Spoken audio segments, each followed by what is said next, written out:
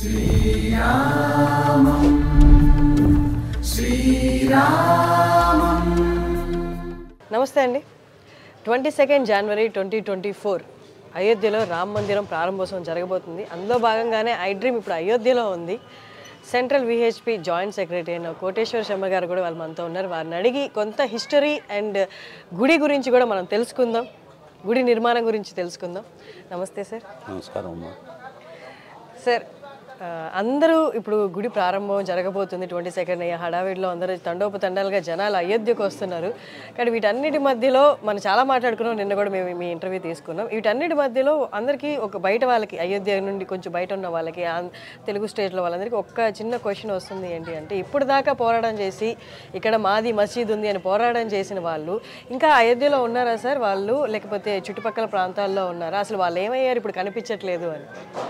అయోధ్యలో మొదటి నుంచి ఉన్నటువంటి ముస్లింలు అలాగే ఉన్నారమ్మా. అయోధ్యలో ఉండేటువంటి ముస్లింలకి హిందువులకి ఏ రకమైనటువంటి వివాదం లేదు. నిన్న మొన్న న్యూస్ పేపర్స్లో కూడా బాబరీ మసీద్ తరఫున అయోధ్య నుంచి కోర్టుకు వెళ్ళిన ఆయన 30వ తారీఖు మొన్న ప్రధానమంత్రి గారు అయోధ్య పర్యటనకు వచ్చినప్పుడు రైల్వే స్టేషన్ని, విమానాశ్రయాన్ని ప్రారంభోత్సవం చేయడానికి వచ్చినప్పుడు మోడీ గారికి స్వాగతం చెప్పి పూలమాల వేసి స్వాగతం చెప్పినటువంటి వాళ్ళల్లో బాబరీ మసీద్ కోసం చెప్పని కేసు ఫైల్ చేసినటువంటి ఆయన కూడా పాల్గొన్నారు. ఆయన ప్రత్యేకంగా మీడియా ముందు కూడా అవును నేను ఆయన్ని స్వాగతించాను అనేటువంటి విషయాన్ని అంగీకరించారు. ఆ విషయాన్ని చెబుతూ ఆయన మాకు అయోధ్యలో ఉండేటువంటి ముస్లింలకి హిందువులకి ఏ రకమైనటువంటి వివాదాలు ఎప్పుడూ లేవు, మేమందరం కలిసిమెలిసి సామరస్యంగానే ఉంటున్నామని చెప్పారు. ఈ మిగతా రామ జన్మభూమి కేసుకు సంబంధించి మిగతా అయోధ్యకు బయట ఉన్నటువంటి ఇతరులకు సంబంధించినటువంటి వివాదమే ఎక్కువ తప్ప అయోధ్యలో ఉంటే ముస్లింలు హిందువులతోటి ఏ రకమైనటువంటి సమస్య ఎప్పుడూ లేదు, అప్పుడు లేదు, ఇప్పుడు లేదు. సార్, ఇన్విటేషన్ కూడా వెళ్ళిందా సార్ 22 గుడి ప్రారంభోత్సవానికి? తప్పనిసరిగా భూమి పూజ జరిగేటువంటి రోజులు కూడా ఆగస్టు 5వ తారీఖు కార్యక్రమానికి కూడా మొదటి ఇన్విటేషన్ ఆయనకే ఇవ్వడం జరిగింది. ఇప్పుడు కూడా ఆయనకి ఇన్విటేషన్ ఇవ్వడం జరిగింది. ఆయన ప్రెస్లో కూడా నిన్న చెప్పారు, మొన్న నేను తప్పనిసరిగా ఈ ప్రతిష్ట కార్యక్రమానికి నేను పాల్గొంటున్నానని కూడా చెప్పారు ఆయన. సార్, నిన్న ఇదంతా చూస్తూ గమనిస్తున్న సమయంలో నాకు ఒకటి చెప్పడం జరిగింది సార్, అది మీరే చెప్పాలి. ఇంతకుముందు అంటే కొన్ని సంవత్సరాల క్రితము ఎవరైతే హిందువుల తరపు నుండి రామ మందిరం ఉంది ఇక్కడ అని కోర్టులో కేసేశారో, ముస్లింల తరపు నుండి ఇక్కడ మసీదే ఉందని కోర్టులో కేసేశారు, వీళ్ళిద్దరు కలిసి కోర్టుకి ఒకటే రిక్షాలో వెళ్ళి హాజరయ్యే వాళ్ళు అని చెప్పారు సార్. కలిసిమెలిసి టీ కూడా తాగేవాళ్ళు. కోర్టు విరామం సమయంలో, కోర్టులో వెయిటింగ్ సమయంలో ఒకే బెంచ్ మీద కూర్చుని సరదాగా కబుర్లు చెప్పుకుంటూ ఫ్రెండ్షిప్గానే వాళ్ళు మెలిగేవాళ్ళు. దాంట్లో ఏం అనుమానం లేదు. వాళ్ళ తరఫున వాదించినటువంటి లాయర్ కూడా వీళ్ళందరూ కూడా కలిసి జోకులు వేసుకుంటూ ఆ రకంగా కోర్టులో కలిసిమెలిసి ఉండేవాళ్ళు. ఓకే సార్, ఇక్కడ లేని వాతావరణం బయట వాళ్ళందరికీ ఎందుకు అలా అనిపిస్తారు? అంటే అయోధ్యలో రామ మందిరం కోసం కేసు నడుస్తుంది అంటే ఎప్పుడు ఇక్కడ ఒక వార్ వాతావరణం, అలజడి గలాటా వాతావరణమే ఉన్నట్టు బయట వాళ్ళందరికీ ఎందుకు అలా అనిపిస్తుంది? అయోధ్యలో ఎప్పుడూ కూడా సంఘర్ష వాతావరణం లేదమ్మా. ఈ అయోధ్యకు బయట ఉండేటువంటి ఈ ప్రత్యేకమైన కొంచెం దాని అంటే వెస్టెడ్ ఇంట్రెస్ట్ కలిగినటువంటి ముస్లింలకు సంబంధించినటువంటి కొన్ని వర్గాల వాళ్ళు సాధారణ ముస్లిం సమాజాన్ని తప్పుదోవ పట్టించిన కారణంగా ఏర్పడినటువంటి విషయాలే తప్ప అయోధ్యలో ఎప్పుడూ టెన్షన్ అనేటువంటిది లేదు. అయోధ్యలో చట్టబద్ధంగా హిందువులు తమ యొక్క హక్కు కోసం చెప్పని పోరాడిన సమయంలో ఇక్కడ ఘర్షణ అనేటువంటిది ప్రభుత్వంతో జరిగింది కానీ ప్రజల మధ్య ఎప్పుడూ జరగలేదు. హిందూ ముస్లింల మధ్య అయోధ్యలో ఎప్పుడు కూడా ఏ రకమైనటువంటి వైమనస్యాలు జరిగినటువంటి సంఘటనలు ఇంతవరకు లేవు. ఓకే సార్, 1528లో బాబ్రీ మసీద్ ఎప్పుడైతే బిల్డ్ చేశారో ఇప్పుడు గుడి ఉన్న ప్రాంతంలో, అప్పటి నుంచి కూడా ముస్లింలు ఇక్కడికి వచ్చి నమాజ్ చేసేవాళ్ళు కాదని, ఒకవేళ నమాజ్ చేయడానికి ఎవరైనా వచ్చినా 5 పూట్ల నమాజ్ అయితే ఇంతవరకు జరగలేదని, ఈ రోజు కూడా టిల్ టుడే జరగలేదని అంటున్నారు సార్.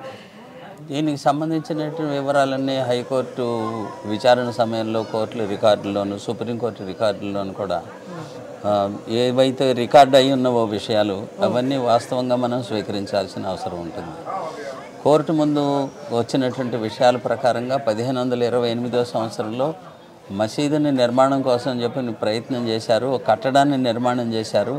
ఆ కట్టడానికి మసీదుకు ఉండవలసినటువంటి లక్షణాలు లేవు కాబట్టి ఇది మసీదు కాదు అనేటువంటి పద్ధతిలో కేసు యొక్క టైటిల్ కూడా రామ జన్మభూమి బాబరీ మసీద్ కేసు అని, కేవలం బాబరీ మసీద్ కేసు అని లేదు, రామ జన్మభూమి బాబరీ మసీద్ కేసు అనేటువంటిది ఆ రకంగా విశ్వ హిందూ పరిషత్తు లేదా హిందూ పక్షం ఎప్పుడు కూడా దీన్ని మసీదుగా వ్యవహరించలేదు. మసీదుకు ఉన్నటువంటి లక్షణాలు లేవు, దీనికి ఇవి కేవలం గుంబజులు మాత్రమే ఉన్నాయి. మసీదుకు ఉండేటువంటి లక్షణాలు ఏమీ లేని కారణం చేత ఇది కేవలం బాబరీ కట్టడమే తప్ప బాబరీ మసీదు కాదు అనేటువంటిది కోర్టులో దాఖలాలు ఉంచడం జరిగింది. ఆ రకంగా 1528 సంవత్సరం నుంచి మసీదు ఇక్కడ ఈ స్థలంలో బాబరీ కట్టడంలో నమాజ్ చదవలేదు అనేటువంటి దాని గురించి ఖచ్చితంగా చెప్పలేము. నమాజ్ చదివి ఉంటారు. 1528 సంవత్సరం నుంచి ఈ రోజు వరకు కూడా 77-78 యుద్ధాలు జరిగినాయి. హిందువులు గెలిచినప్పుడు దేవాలయాన్ని కట్టుకుని పూజలు చేసుకున్నారు, మహమ్మదీయులు గెలిచినప్పుడు వాళ్ళు నమాజ్ చేసుకున్నారు అనేటువంటిది రికార్డులో దాఖలై ఉన్నది. అయితే 1857 సంవత్సరము నుంచి రికార్డుల ప్రకారంగా మహమ్మదీయులు ఆ బాబరీ కట్టడంలో నమాజ్ చదివినటువంటి విధంగా రికార్డు లేదు. ఈ రికార్డులన్నిటి ఆధారంగా ఇది మసీదు కాదు అనేటువంటిది హైకోర్టు, ఆ తర్వాత సుప్రీంకోర్టు రెండు కూడా నిర్ధారణ చేసినాయి. ఈ మసీదు కాకపోవడం మాత్రమే కాకుండా ముస్లిం పక్షం యొక్క వాదన ఇది మందిరాన్ని పడగొట్టి మసీదు నిర్మాణం చేయలేదు, ఖాళీ స్థలంలో నిర్మాణం చేశాము అనేటువంటిది వాదనతోటి వాళ్ళు కోర్టుకు వెళ్ళారు. ముస్లిం పక్షం ఈ వాదన సరైనది కాదు అని చెప్పిన ఇది మందిరాన్ని పడగొట్టి నిర్మాణం చేసినటువంటి కట్టడం అనేటువంటి దానికి సంబంధించినటువంటి దాదాపుగా ఈ 80-100 పేజీల యొక్క సాక్ష్యాధారాలతోటి ఇక్కడ మందిరం ఉండేదని, ఈ మందిరం పడగొట్టబడిందని చెప్పని అనేకమైన సాక్ష్యాధారాలన్నింటినీ కూడా కోర్టు ముందు ఉంచడము, ఆ రకంగా ఇది రామ జన్మభూమి అని హైకోర్టు నిర్ధారించడము, ఆ తర్వాత సుప్రీంకోర్టు కూడా నిర్ధారించడం అనేటువంటిది జరిగింది. అయితే రికార్డు ప్రకారంగా 1857 సంవత్సరం నుంచి మహమ్మదీలు ఇక్కడ నమాజ్ చదివినటువంటి విధమైనటువంటి రికార్డు లేదు. అప్పటి నుంచి హిందువుల స్వాధీనంలో, హిందువుల యొక్క అజమాయిషిలోనే ఇది ఈ రామ జన్మభూమి ఉన్నది అనేటువంటిది కోర్టులో దాఖలైనటువంటి విషయం. సార్ 1528 1728 ముందు విక్రమాదిత్య టైంలో, ఆ టైంలో చాలా వరకు గుడి మార్పులకు లోనైంది అని అన్నారు. అలాగే సాధారణంగా త్రేతాయుగంలో రామావతారం అనేది త్రేతాయుగానికి సంబంధించింది. ఇప్పటి మామూలు మనకు హిందూ పంచాంగం లెక్కల ప్రకారంగా 17.5 లక్షల సంవత్సరాల క్రితం జరిగినటువంటి సంఘటన. ఈ పురాణాల ప్రకారంగా, స్థానికమైనటువంటి స్థల పురాణం ప్రకారంగా రాములు వారు తిరోధానం జరిగిన తర్వాత లవుడు ఈ దేవాలయాన్ని ఇక్కడ నిర్మాణం చేశాడని, రాముల వారి పేరుతోటి రామజన్మభూమిలో దేవాలయం నిర్మాణం చేశారని, యుగయుగాలుగా మారుతూ ఉన్నటువంటి సమయంలో కాలగర్భంలో అనేకమైనటువంటి మార్పులు చేర్పులు, భూకంపాలు కానీ ఇతరత్ర కానీ దేని కారణంగానైనా ఏ కట్టడమైనప్పటికీ కూడా జీర్ణోద్ధరణకు నోచుకుంటుంది. ఆ రకంగా జీర్ణోద్ధరణ జరుగుతూ విక్రమాదిత్య చక్రవర్తి పరిపాలించేటువంటి సమయంలో ఆయన జీర్ణోద్ధరణ చేసి 10 అంతస్తుల దేవాలయం నిర్మాణం చేశాడు అనేటువంటిది చరిత్ర. ఈ బాబరు యొక్క ఆజ్ఞతోటి దీన్ని పడగొట్టడం కోసం అని చెప్పి వచ్చినటువంటి మీర్ బాకి అనేటువంటి ఆయన సేనాధిపతి విక్రమాదిత్యుడు నిర్మించినటువంటి ఆ 10 అంతస్తుల దేవాలయాన్ని పడగొట్టి దాని యొక్క శిథిలాలతోటి, దాని యొక్క శిథిలాలపైన ఈ కట్టడాన్ని నిర్మాణం చేశాడు అనేటువంటిది చరిత్ర.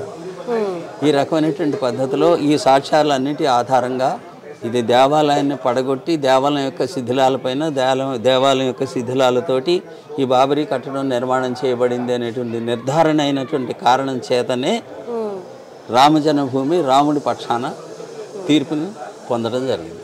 సరే, అలాగే ఆ టైంలో విక్రమాదిత్యుడు నేను రాముని అంశ, రాముని రూపంలో వచ్చాను అన్నట్టు కూడా ఆయన చెప్పుకునేవారని, అది చరిత్రకు సంబంధించిన అనేకమైనటువంటి కథనాలు ఉండవచ్చు. మామూలుగా హిందూ స్క్రిప్చర్స్ ప్రకారంగా నా విష్ణు పృథ్వీపతి అని అంటారు.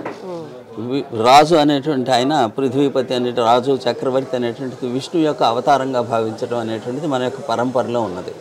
కాబట్టి ఆ రకంగా ఆయన విష్ణు అంశగా, విష్ణు అవతారంగా చెప్పడం అనేటువంటిది ఒక సాధారణమైన విషయం తప్ప ఒక ప్రత్యేకత కలిగింది అని చెప్పి నాకైతే అనిపించదు. సార్, ఇప్పుడు గుడి ఏదైతే ప్రారంభం అవుతుందో దీని బేసిక్ ఫౌండేషన్, ఫస్ట్ వేసిన ఫౌండేషన్ మళ్ళీ మార్చడం జరిగింది అన్నారు. వేసిన ఫౌండేషన్ మార్చడం జరగలేదమ్మా. డిజైన్ చేసిన తర్వాత డిజైన్ అనేటువంటి దాంట్లో మార్పులు చేర్పులు చేశారు. ఒరిజినల్ డిజైన్ని మామూలుగా ఏదైనా సరే కొత్త ఆలోచనలు వచ్చినప్పుడు ఈ చేసిన మొదటి డిజైన్లో మార్పులు చేర్పులు, వీరి సలహాలు వారి సలహాలు పేరుతోటి సౌకర్యం కోసం చెప్పిన ఏ రకంగా మనం ఇంటి డిజైన్లో కూడా మార్పు చేసుకుంటాము. అట్లాగే మొదట ఒక డిజైన్ తయారు చేశారు. ఆ డిజైన్ అనేటువంటి దానిలో మార్పు చేయడం అనేటువంటిది అవసరము అనేటువంటి పద్ధతిలో మార్పు చేయడం జరిగింది. మార్పు చేయడానికి కూడా ఒక టెక్నికల్ సాంకేతికమైనటువంటి కారణం వల్ల మార్పు చేయవలసి వచ్చింది అనమాట.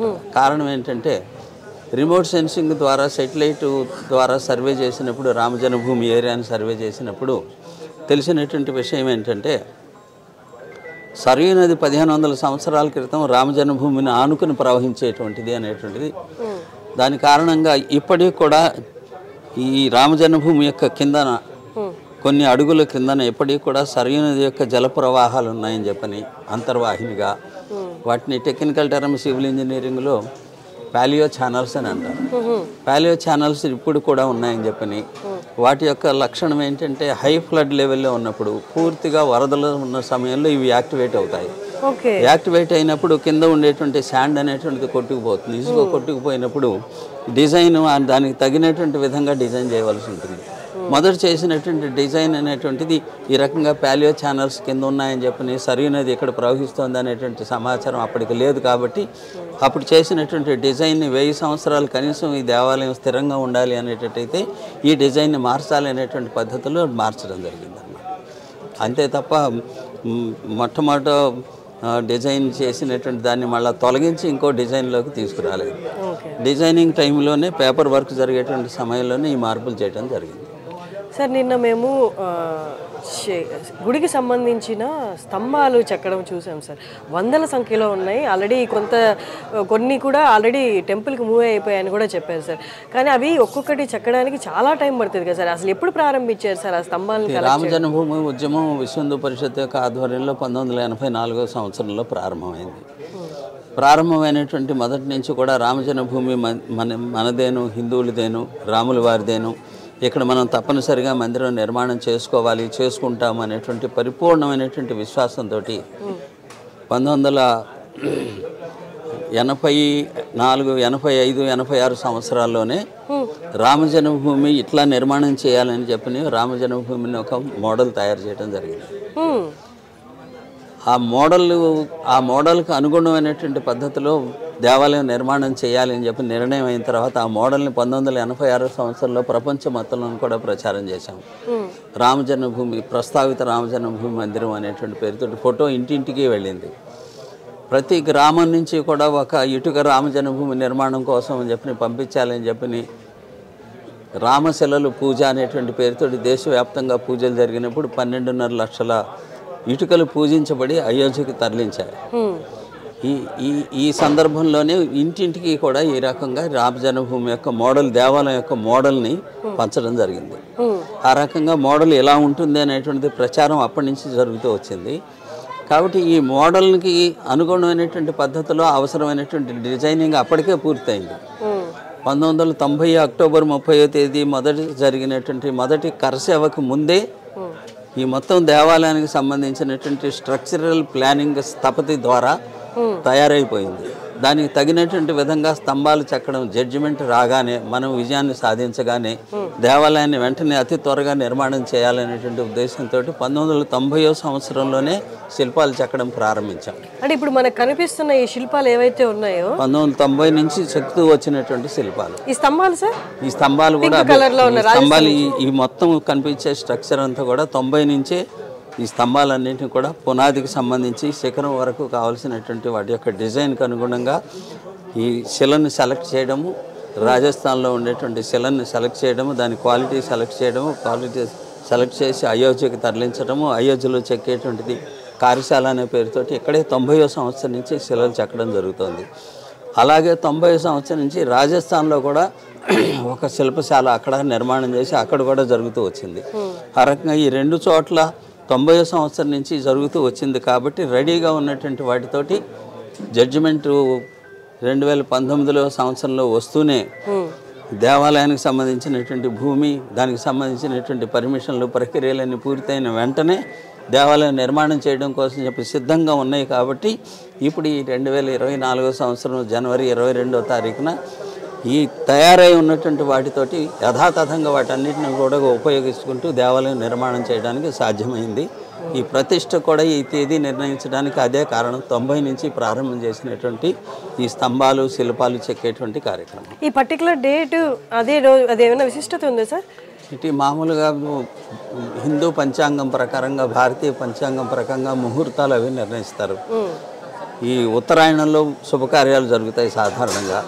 దేవాలయం మనం ఫస్ట్ గ్రౌండ్ ఫ్లోర్ పూర్తి చేయగలుగుతాం కాబట్టి పూర్తి అయిన వెంటనే మనం దీన్ని ప్రారంభం చేయవచ్చు అనేటువంటి దాంతో ముహూర్తాలు చూసేటప్పుడు ఉత్తమమైనటువంటి ముహూర్తంగా ఉత్తరాయణం రాగానే 22వ తారీఖు మంచి ముహూర్తం ఉన్నది అని చెప్పి పండితులు నిర్ణయం చేసినటువంటి ముహూర్తానికి అనుగుణంగా ప్రతిష్ట జరుగుతుంది. సరే, 500 ఏళ్ళుగా చేస్తున్న పోరాటము కానీ 90లోనే మీరు స్టార్ట్ చేశారు. ఇక దగ్గరలోనే ఉంది, రాబోతుంది, రామ మందిరం రాబోతుంది అని ఆ నమ్మకం గట్టిపరిచి, అంటే కోట్ల కేసు ఉండగా ఇరువైపు వాదనలు ఉండుంటాయి కదా సార్, బట్ ఆ గట్టి నమ్మకం అనేది అప్పటి నుంచే ఎలా 90 నుంచి హిందువుల యొక్క విశ్వాసం సత్సంకల్పం అనేటువంటిది నెరవేరుతుంది అనేటువంటిది ప్రగాఢమైనటువంటి విశ్వాసం హిందువులకు ఉన్నది. కాబట్టి ఆ రకంగా రామ జన్మభూమి ఉద్యమాన్ని రూపకల్పన చేసినటువంటి అశోక్ సింఘల్ గారు, అప్పుడు ఉన్నటువంటి రాష్ట్రీయ స్వయంసేవక సంఘం యొక్క నేతృత్వము, వాళ్ళందరి యొక్క సంకల్ప బలంతో ఇది అయ్యి తీరుతుంది అనేటువంటి దాని పద్ధతిలోనే అన్ని పనులు కూడా ముందుకు సాగించారు. అన్ని వ్యవస్థలన్నీ కూడా అప్పటి నుంచే ముందుగానే పరిపూర్ణమైనటువంటి స్థితిని ముందుగానే ఊహించి దానికి అనుగుణంగానే ప్రారంభం నుంచే తయారు చేసుకుంటూ ఉద్యమాన్ని నడిపించడం జరిగింది. డిఫరెంట్ పార్టీస్గా రామ జన్మభూమి కోసం పోరాటం జరుగుతుంది. బట్ 1992 తర్వాత విహెచ్పి వాళ్ళందరినీ యునైట్ చేసిందా సార్? రామ జన్మభూమి ఉద్యమం ప్రారంభం నుంచి కూడా దేశంలో ఉండేటువంటి అన్ని వర్గాల వారిని, అన్ని రాజకీయ పార్టీల వాళ్ళని కూడా ఆహ్వానించడం జరుగుతూనే ఉంది. వాళ్ళ రాజకీయ కారణాల వల్ల వాళ్ళు పాల్గొనలేకపోవచ్చు. కానీ మా అనుభవంలో 90కి ముందు 90 యొక్క ఉద్యమంలో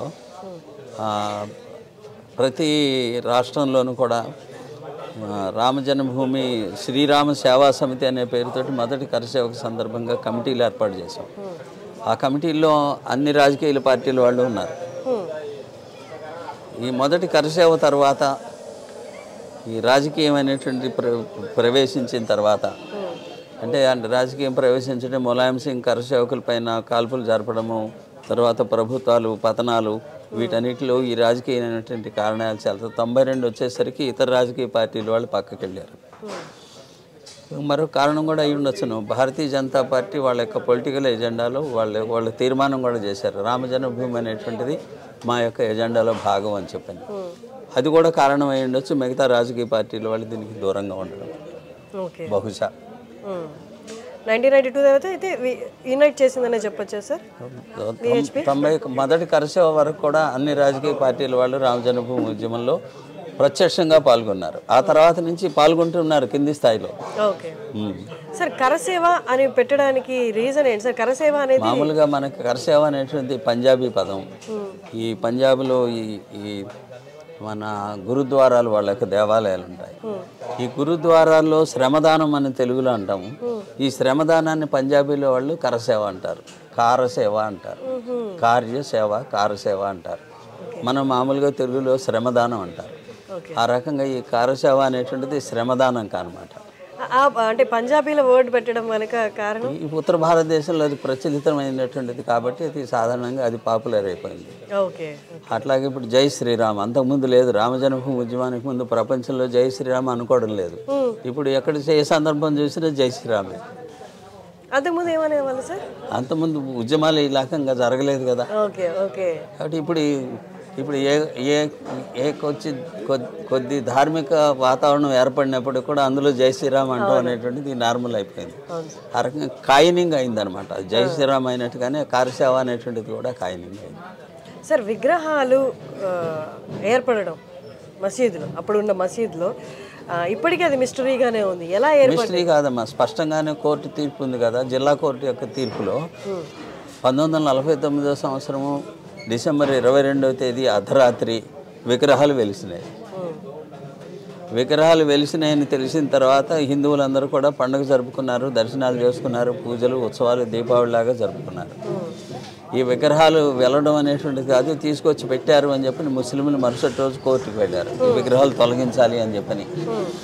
తొలగించాలి అని అన్నప్పుడు హిందూ పక్షం వాళ్ళు ఈ దేవాలయంలో ఇవి వెలిసినాయి, ఇవి పెట్టబడినవి కాదు అని చెప్పని వాదించారు. సాక్ష్యం ఏంటి? ఆ రోజు డ్యూటీలో ఉన్నటువంటి రాత్రి నైట్ డ్యూటీలో ఉండేటువంటి ఈ వాళ్ళని సెక్యూరిటీ గార్డులు ఉంటారు కదా, కాపలా వాళ్ళని పిలిచారు కోర్టుకి. ఇద్దరు ముస్లింలు. వాళ్ళిద్దరి యొక్క వాంగ్మూలము రికార్డు చేసింది కోర్టు.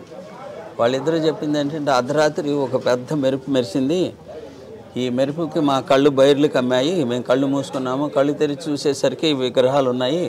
ఆశ్చర్యపోయి విగ్రహాలను చూస్తూ ఉంటే రాముల వారు మమ్మల్ని పిలిచినట్టుగా అనిపించింది. మేము దగ్గరికి వెళితే మా ఇద్దరి భుజాల మీద చేతులు వేసి వీపు నిమిరి మమ్మల్ని ఆశీర్వదించినటువంటి అనుభూతిని పొందాము.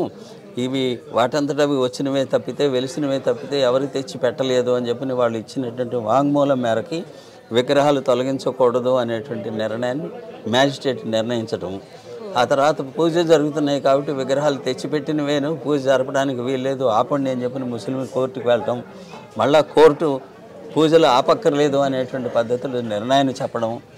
ఇదంతా జరిగి హిందువులకు అనుకూలంగా ఉన్నటువంటి జరుగుతున్నటువంటి సమయంలో ముస్లింల యొక్క ఒత్తిడి కారణంగా, కేంద్ర ప్రభుత్వం యొక్క ఒత్తిడి కారణంగా చరిత్ర ప్రకారంగా నెహ్రూ గారు జోక్యం చేసుకుని ఈ విగ్రహాలను తొలగించాలి అని చెప్పని లెటర్ రాశారని చెప్పని, ఆ లెటర్లో ఈ విగ్రహాలు తొలగించండి అని చెప్పినటువంటిది అనేప్పటికీ కూడా మ్యాజిస్ట్రేట్ ఇది అన్యాయం అని చెప్పిన మ్యాజిస్ట్రేట్ దాన్ని అంగీకరించలేదని,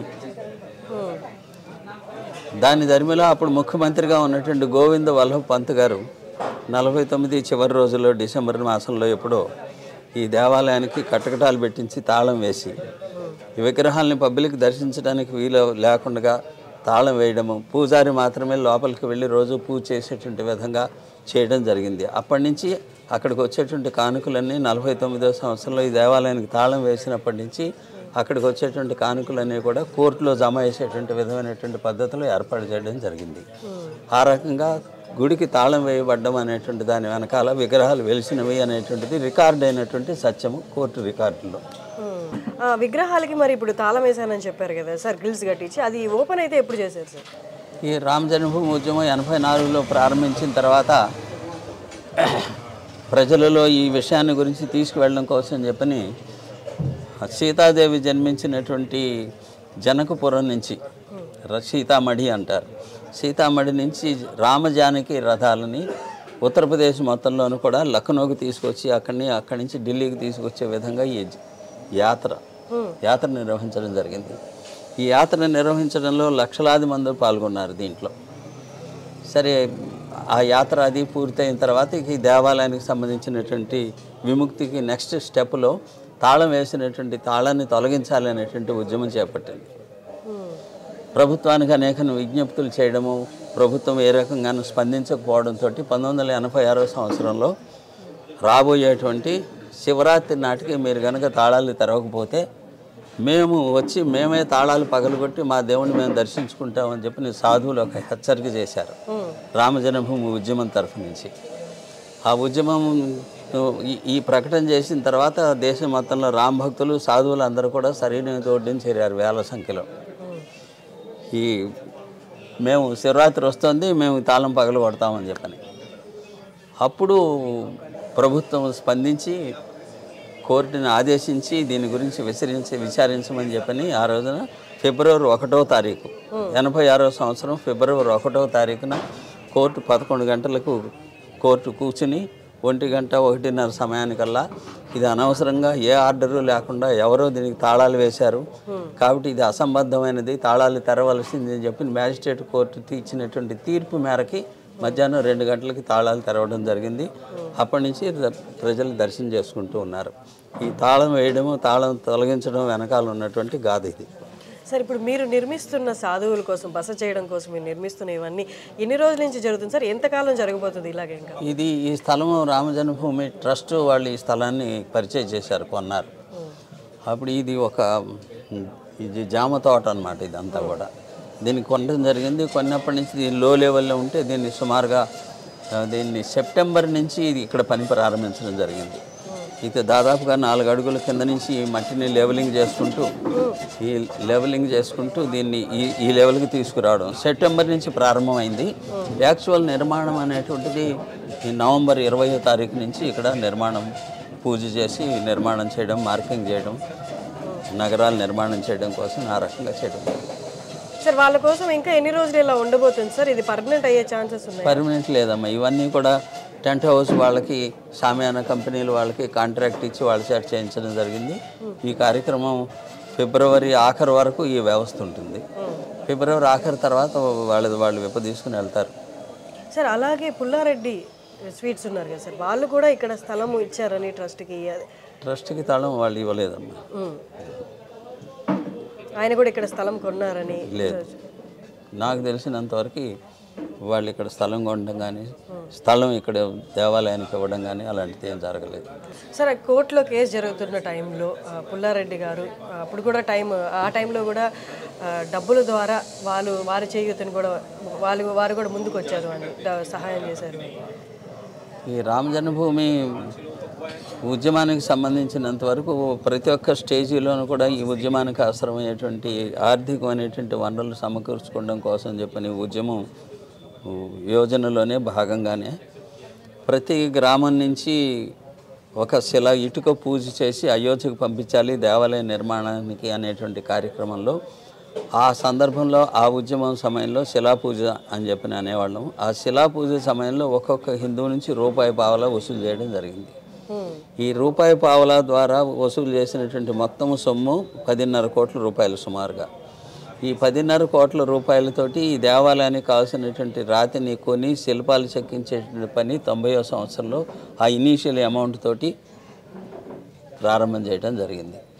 ఈ తర్వాత ఇది దేవాలయ నిర్మాణానికి సంబంధించిన విషయం ఇదైతే కోర్టులో వాదించడం కోసం చెప్పిన కోర్టుకు అయ్యేటువంటి ఖర్చుల విషయంలో అనేక మంది దేశం మొత్తంలోనూ వదాన్యుల వైపు నుంచి ఈ కోర్టుకు అయ్యేటువంటి ఖర్చుల విషయంలో దానదాతల్ని లేకపోతే సమర్పణ చేసేటువంటి వాళ్ళ గురించి ఆలోచించేటువంటి సమయంలో పుల్లారెడ్డి గారు కూడా భూరిగా విరాళం ఇచ్చారు. కాబట్టి కేవలం పుల్లారెడ్డి గారు మాత్రమే కాదు, కాబట్టి దేశంలో ఉండేటువంటి అనేక మంది లక్షల మంది ఇచ్చారు. అట్లాగే సుమారుగా 10.5 కోట్ల మంది ఈ దేవాలయం నిర్మాణ నిధి కోసం అని చెప్పని 43 రోజులు 2020 సంవత్సరంలో 43 రోజులు నిధి సేకరణ చేశాం. దాదాపు 10.5 కోట్ల మందికి పైగా విరాళాలు ఇచ్చారు. ఆ విరాళాలతో ఇప్పుడు జరుగుతున్నటువంటి దేవాలయ నిర్మాణం జరుగుతుంది. లాస్ట్ క్వశ్చన్ సార్, ఇప్పుడు ఆర్కియాలజికల్ ఏఎస్ఐ వాళ్ళ తవ్వకాల్లో నిరూపించడానికి అక్కడ విగ్రహాలు కూడా ఇంకా శిల్పాలు కూడా దొరికాయి అని, అవన్నీ ఇప్పుడు ఎక్కడ ఉన్నాయి సార్? ఇవన్నీ కూడా ఆర్కియాలజీ సర్వే ఆఫ్ ఇండియా అధికారంలో ఉన్నాయి, వారి యొక్క సంరక్షణలో ఉన్నాయి. అవన్నీ కూడా వారు భద్రం చేసి ఉంచారు. కొన్ని ఇప్పుడు రామ మందిరం ఇప్పుడు దర్శనం కోసం వెళ్ళినప్పుడు దర్శనం చేసుకుని బయటికి వచ్చే దారిలో ఎడం పక్కన ఈ పునాదుల కోసం చెప్పిన తవ్వినప్పుడు దొరికినటువంటి శివలింగము, లేకపోతే ఇంకో కమలము, ఇంకో దేవతలకు సంబంధించి శిల్పాలు, యక్షులు వాళ్ళకి సంబంధించి, కుబేరుడికి సంబంధించినటువంటి విగ్రహం యొక్క భాగాలు, దేవాలయానికి ఉండేటువంటి ద్వారబంధానికి సంబంధించినటువంటి భాగాలు ఇవన్నీ దొరికినాయి. వాటన్నిటిని కూడా దర్శనం చేసుకుని వచ్చేటప్పుడు ఎడం పక్కన అందరూ దర్శనం చేసుకునే విధంగా ఏర్పాటు చేయడం. Thank you sir, thank you so much. Srirama